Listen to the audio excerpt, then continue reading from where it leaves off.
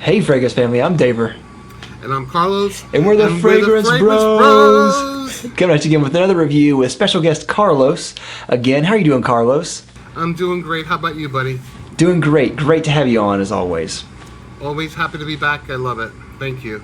And today we are reviewing Slow Explosions by Imaginary Authors. For full disclosure, Josh Meyer at Imaginary Authors did give me a bottle for review. So here it is, beautiful bottle, beautiful presentation. I have an unboxing of that if you want to go watch that to see it up close and see the box and everything. Now, date introduced is 2016. It's classified as an Oriental. Notes are saffron, rose absolute, leather, apple, benzoin, cashmeran, and Aurora night market. Whoa, that's different and original. That's right. I get a lot of that night market note.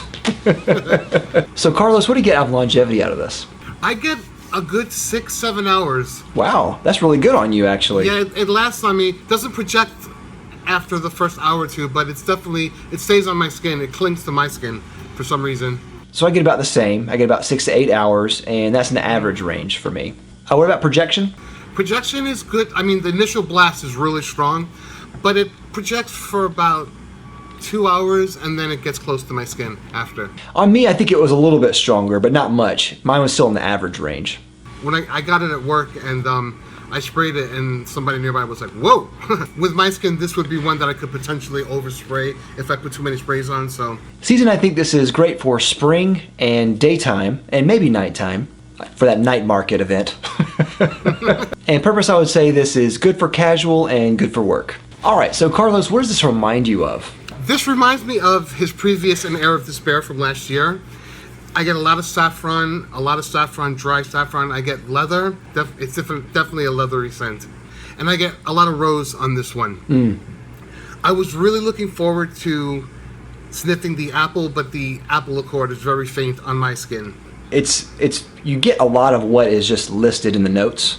I think they're very clear, and you're exactly right. Like, it is Air of Despair 2.0. Air of Despair was one of my least favorites from Imaginary Authors. It was to me, it was a really bizarre fragrance. I know some people really loved it. It's not one of my favorite from Josh, but I still respected it for what it was. I think it was a nice composition. It just wasn't quite me for some reason, but yeah. So this is that, but pleasant. This is definitely a much needed improvement over Air of Despair. Air of Despair was a limited release, so I don't think he's ever going to make that again. But I don't think you would ever need it, because this is so much more than that.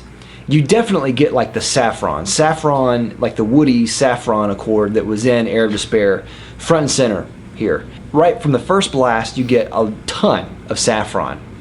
And I definitely get like that leathery type feel. It's not huge, but I get like a leathery feel in there. I agree, like the apple in here is in there, but it's way in the background. To me, it's a sour apple, so it's like a green apple note. And but it matches really well here. And then the Rose Absolute is also very prominent, though it's not super strong, which I'm actually really glad here. On my skin, I get rose. I get a lot of rose. Yeah, I definitely smell the rose. To me, though, it's not overpowering. Like, this isn't a super rosy scent. No. So I appreciate that. And especially because Rose Absolute can drastically just overwhelm a fragrance. He does it in just the right amount here, where you get just enough of that powdery Rose Absolute smell. It's almost like a Cabbage Patch Kid smell. Oh, gosh. You know what? The rose isn't powdery on me on this. It's a little more like fruity, lushy, luscious, lush, whatever. Yeah. That's the kind of rose that it comes off on my skin. Yeah, this doesn't turn powdery, but the note can sometimes turn powdery if it's used in the wrong way. Yeah, I hear you. But he definitely controls it here, so I appreciate that. Yeah. There are a lot of reviews on YouTube of this, and I know some people are saying this is the best one he's ever made. To me, the biggest downside with this fragrance is that it is on the feminine side. So that Rose Absolute note in there, it's noticeable. Like, it's a very floral type scent, The saffron is nice, though that saffron dies after just a couple of hours. And then what I'm left with is kind of a fruity floral scent. That's okay, but it's just not something that I would really like to wear a lot of times. I think I'm not alone in that camp with a lot of men. So it just really depends. Like if you really like rose, I think you're really gonna like this. If you really like saffron, I think you're really gonna like this. But I think you really have to like those two to really, really love this.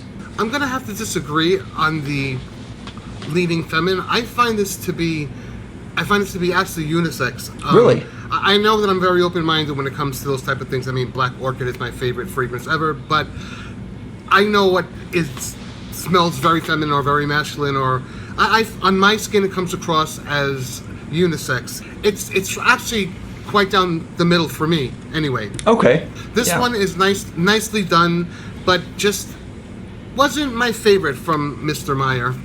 Yeah. Sorry, Josh. Yeah, I agree. I'm totally there with you. I think this is a very skillful conceptual fragrance.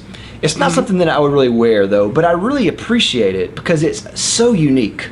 This is a very unique scent. Like, I haven't smelled anything like this before. And it's unique and it's well blended. I must say, it's very definitely well blended. Yeah, I really think that if you've been in the fragrance game for a while, you can smell this and say, wow, that's really well done. It's still, you can genuinely tell there's a lot of time and skill involved in this. It's a very complex fragrance, and there's also some things that happen to it that are really interesting. Like there's that sour aspect with the apple that almost reminds me of like wine, and it does this really weird thing where the notes go in and out, and the accords change places, almost like a race. So some notes go front and center for a while, and they die back down, while other notes go front and center for a while. So sometimes I get a lot of that saffron leathery type smell, and then other times that fades back down and I get more of the apple rose type smell. And then sometimes even that goes away and then I smell like a caramel patchouli type smell. So it's really interesting how that happens, and it's fun to wear because of that. That's a fragrance lover's dream. I mean, that's what people look for, the ride of the fragrance on your skin. So there's going to be people out there that totally love this. Yeah. There's nothing here to hate. It's just, I guess we both agree that it's not our favorite. Yeah, but who knows? Maybe a year from now I'll change my mind. But just right now, this is one of those fragrances that wouldn't get a lot of play in my wardrobe. Carlos, what about compliments? Did not wear it out, so I did not get any compliments. Yeah. Jean and Claude liked it though. Yeah, well, that's good. That's something. Yeah, my wife, she didn't like it. She doesn't like rose though. She's not a big rose fan, and that's noticeable in here. Plus, I think that the saffron is kind of a challenging note when it's front and center like this. It has, like I said, kind of a stinky type quality. Even though I think there's a lot of juxtaposition and contrast here, sometimes you can just pick up the stink. So bang for buck, it's $95 for a 50 ml. I think that is a really good value for what you're getting. Some people have argued recently with the change in pricing structure with Imaginary Authors that you're not getting a good deal.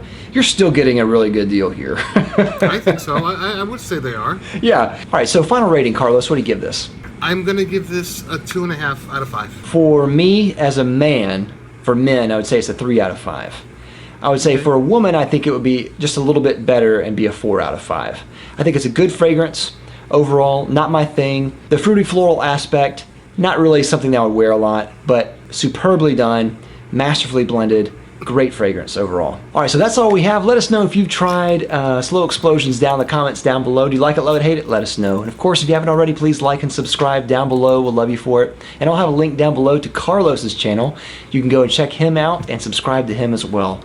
Thank you, Carlos, again. Always a pleasure having you on. Thank you. My pleasure. We'll see you next time. We're the Fragrance Brothers. Take care. Bye. Huh? What'd you say? Blooper. I love bloopers.